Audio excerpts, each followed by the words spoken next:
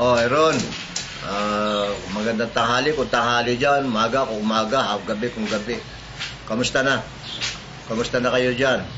Bago ang lahat, gusto ko muna kayong batiin ng maligayang pagsasama sa bagong buhay.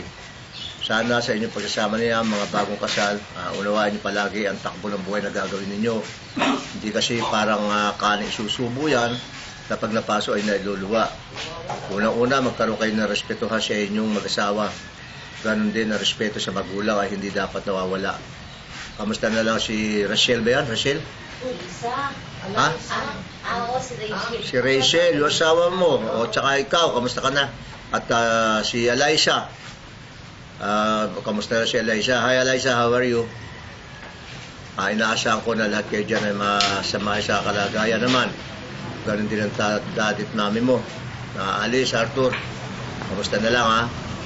Bagamat malayo kayo rito, naalala mo namin ang kasal na darating na yan. Hangad namin palagi ang kaligayahan dyan sa ibang bansa. Bagamat malayo kayo sa amin, lagi kayo kasama sa aming pagdarasal. Araw-araw, talagang araw-araw yun, hindi nawawala ang pagdarasal para sa inyo. Okay, sa inyong dalawa, maligayang bati sa inyong kasal. At nawa pagpalaya kayo ng Panginoon Diyos, lagi kayo subaybayan ng Banal na Espiritu upang siya manguna sa inyong buhay. Happy wedding. Okay, good luck. God bless.